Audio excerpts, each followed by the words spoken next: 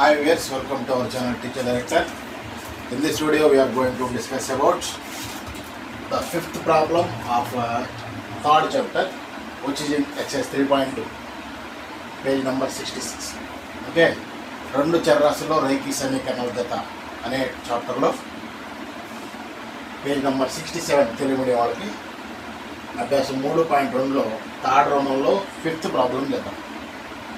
ఓకేనా, page number 66 for English medium third Roman fifth problem. The problem is I'm going to read out.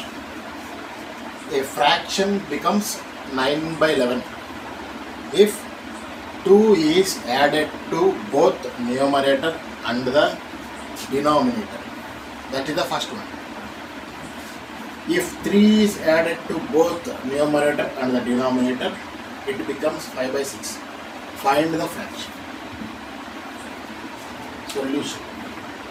తెలుగులో ఒక భిన్నం యొక్క లవహారాలకు 2 కలిపినప్పుడు అది 9/11 అవుతుంది. మరియు అదే భిన్నం యొక్క లవహారాలకి 3 కలిపినప్పుడు అది 5/6 అవుతుంది. అయితే ఆ భిన్నం ఏది కనుక్కోమంటారు. ఇక్కడ మనం చూసుకుంటే లెట్, మనకు ఆల్రెడీ తెలుసండి ఫ్రాక్షన్స్ అనేవి న్యూమరేటర్ బై డినామినేటర్ ఉంటుంది. Let the fraction be, let the fraction be x/y. Numerator by denominator ఫామ్లో ఉంటుంది ఫ్రాక్షన్ అనేది. ఆ ఫ్రాక్షన్ మనకు తెలియదు కాబట్టి x/y. ఇది మనం కనుక్కోవాల్సిన find fraction. We have to find out this fraction. What is x, what is y, we have to find out. Okay, ఇప్పుడు ఏమన్నారంటే వాళ్ళు ఇచ్చిన ఫస్ట్ కండిషన్ మనం బేస్ చేసుకొని చూద్దాం. ఫస్ట్ కండిషన్లో ఏమన్నారు, if 2 is added to both numerator and denominator, it becomes 9/11.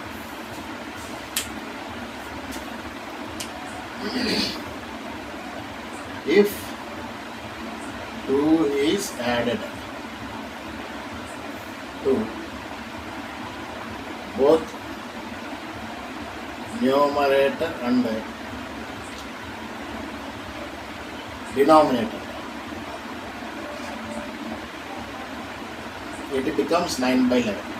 ఓకేనా, న్యూమరేటర్కి డినామినేటర్ స్పెల్లింగ్ రాస్తే స్టెప్ 7 దాకా వస్తుంది, అందుకని షార్ట్ ఫామ్స్లో రాస్తాం. ఓకేనా, న్యూమరేటర్కి డినామినేటర్కి 2 కలిపినప్పుడు అది 9/11 అవుతుంది. ఏ ఫ్రాక్షన్కి? ఈ ఫ్రాక్షన్కి. ఓకేనా, లవహారాలకి 2 కలిపినప్పుడు ఇది 9/11 అవుతుంది. దాన్ని మనం ఎలా రాస్తామంటే x + 2/y + 2 = 9/11. ఓకేనా, న్యూమరేటర్కి 2 కలిపాం, డినామినేటర్కి 2 కలిపాం. 2 is added to both numerator and the denominator. 2 అనేది లవానికి కలిపాం, 2 అనేది హారానికి కలిపాం. అలా కలిపినప్పుడు ఇది 9/11 అయింది. వాళ్ళు ఇచ్చిన స్టేట్మెంట్ అది. ఓకేనా, దీన్ని మనం రీఅరేంజ్ చేసుకుంటే ఈ 11 అనేది క్రాస్ మల్టిప్లికేషన్ చేయండి. 11 అనేది ఇటు, 9 అనేది 11తో దీన్ని మల్టిప్లై చేద్దాం, 9తో దీన్ని మల్టిప్లై చేద్దాం. ఇప్పుడు ఎంత అవుతుంది? 11 × x + 2 = 9 × y + 2. 11 లోపల మల్టిప్లై చేస్తే 11x + 22 = 9. లోపల మల్టిప్లై చేస్తే 9y + 9 2 = 18. ఎక్స్కి ఎప్పుడైనా సరే ప్లస్ గుర్తుండాలి. ఈ మొత్తాన్ని తీసుకురండి. ఇప్పుడు ఏమవుతుంది? 11x + 22 - 9y - 18 = 0. ఓకేనా, ఇప్పుడు ఏమవుతుందంటే 11x - 9y + 22 - 18. ఇంత 22 18 పోతే 4 - 4 = 0. Okay, this is equation number 1. ఇప్పుడు ఈక్వేషన్ 2 కనుక్కోవాలి. కొంచెం ప్రాబ్లం పెద్ద అయ్యేటట్టు జాగ్రత్త. ఓకే,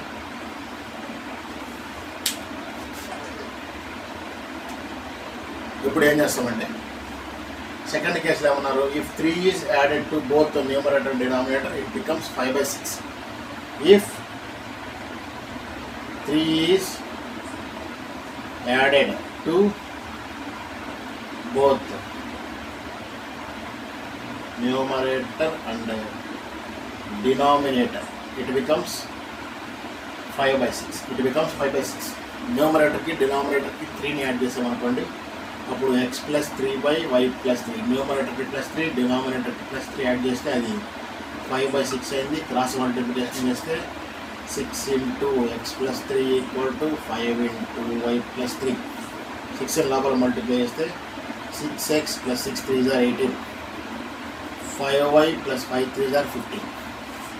ఇక దీన్ని మొత్తానికి తీసుకెళ్ళాం. అప్పుడు 6x + 18 - 5y - 15 = 0. 6x - 5y 18 - 15 3 = 0. This is equation number 2. Now we have to solve this problem with the substitution method. Substitution method base చేసుకొని దీన్ని సాల్వ్ చేయాలి కాబట్టి దీంట్లో నుంచి x వాల్యూని కానీ దీంట్లో నుంచి x వాల్యూని కానీ తీసుకొని ఒక ఈక్వేషన్లో సబ్స్టిట్యూట్ చేయాలి. ఎందుకన్నా దీంట్లో ఈ y వాల్యూ తీసుకున్నాం, ఓకేనా. ఈ -5y ఇటు వెళ్ళింది అనుకో, +5y అవుతుంది. 6x + 3 = 5y. మనకు కావాల్సిన y వాల్యూ కాబట్టి ఈ 5 అనేది ఇంట్లో ఉంది వస్తుంది. therefore y = 6x + 3 / 5. ఈ y వాల్యూ తీసుకెళ్ళి ఈక్వేషన్ 1లో మనం సబ్స్టిట్యూట్ చేస్తే ఆన్సర్ దాదాపుగా అయిపోతుంది. ఒక వాల్యూ అయితే మనకు వస్తుంది y వాల్యూ, ఓకేనా. Now substitute y = ఎంత, 6x + 3/5 in ఈక్వేషన్ 1. ఈక్వేషన్ 1లో y = ఈ వాల్యూ మనం సబ్స్టిట్యూట్ చేద్దాం. అప్పుడు ఎంత వస్తుందంటే 11x - 9 × y ప్లస్లో దీన్ని సబ్స్టిట్యూట్ చేయాలి. ఎంత అవుతుంది, 6x + 3/5 - 4 = 0, ఓకేనా. ఇక్కడ 11x - 9 లోపల మల్టిప్లై చేస్తే 9 × 6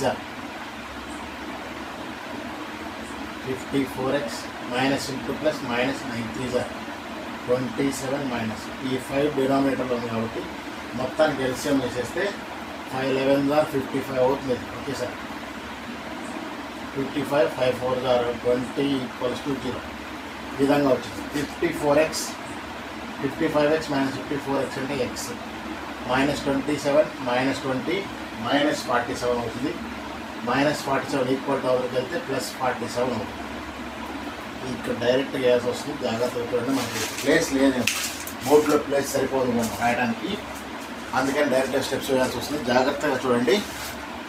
ఇక్కడ 5 డినామినేటర్ ఉంది కాబట్టి మొత్తానికి ఎల్సిఎం 5 తీసేసుకుంటే 5 11 = 55 5 4 = 20, 55x - 9 6 = 54, 55x - 54x -27 - 20 -47 అవుతుంది.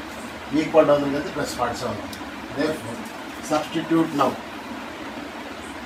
Substitute x = 47 in y = 6x + 3/5. ఈ x = 47ని దీంట్లో సబ్స్టిట్యూట్ చేస్తే మనకు ఆన్సర్ వచ్చేస్తుంది y value. therefore y = 6 × x బదులు 47 సబ్స్టిట్యూట్ చేయండి +3/5. అప్పుడు ఎంత అవుతుంది, 6 × 47 6 7 = 42, 4 carry, 6 4 = 24 + 4 28 +3/5 which is equals to 285/5. ఎంత అవుతుంది, 5 5 = 25, 3 క్యారీ 5 7. therefore y = 57. మనకి x వాల్యూ వచ్చింది, y వాల్యూ వచ్చింది కాబట్టి therefore the fraction x/y. x value ఎంత వచ్చిందంటే 47, y వాల్యూ ఎంత వచ్చిందంటే 57. This is the answer of this problem. Please have a look.